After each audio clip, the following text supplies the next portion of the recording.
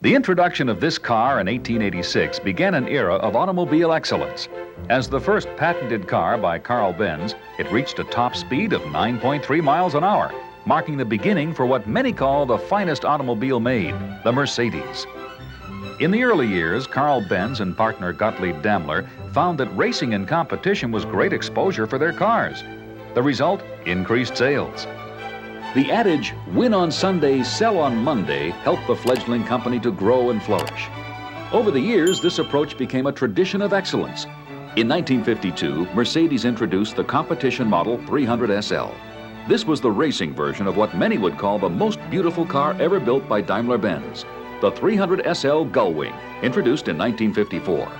The Gullwing, named for its unique doors, became an immediate success, both on and off the racetrack.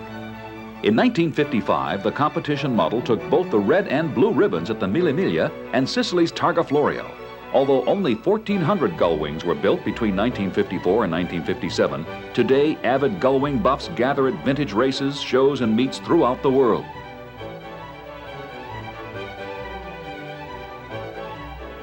We spoke with Alex Dearborn, a 300 SL owner, at a Mercedes-Benz concours at the Museum of Transportation in Brookline, Massachusetts.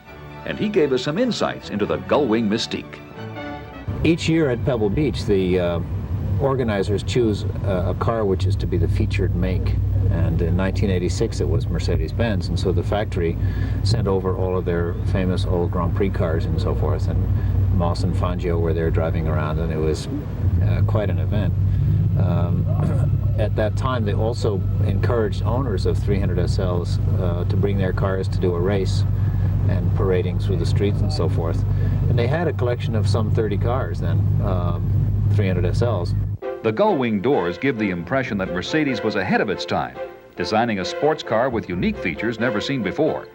The truth of the matter is that the frame of these new hot rods was built for speed.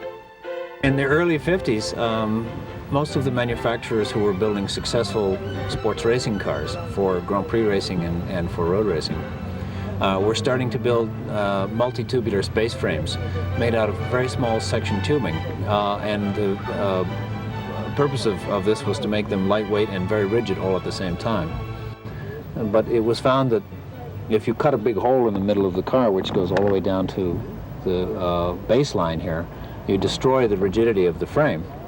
So Mercedes had a compromise to solve, and they solved it by making the frame come up this high, which eliminated the possibility for a door. So that's why the door goes all the way up into the roof, so you can climb over the sill and still have enough of an opening. Reaching a top speed of 166 miles per hour, this car revolutionized the art of driving. In 1957, production of this beautiful machine came to a screeching halt. Many wonder why Mercedes would discontinue such a successful car. One can choose from a lot of different stories that explain the same question, but my favorite answer is that the company was seeking to build higher production volume in all of their lines. And it was impractical to continue building a car with as much hand assembly as this and still offer it at a price that people could afford.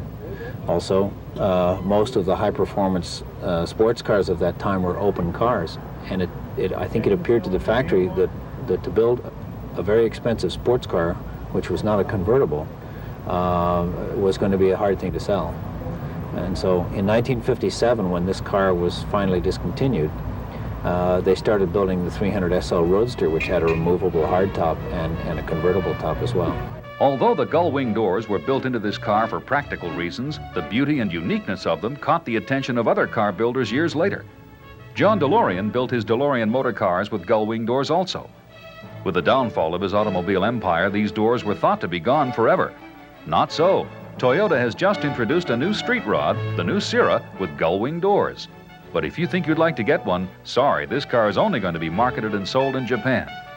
Until an automobile manufacturer decides to build another Gullwing for the U.S. market, you'd better have a big wallet to pick up a 300 SL Gullwing, around $200,000 and up.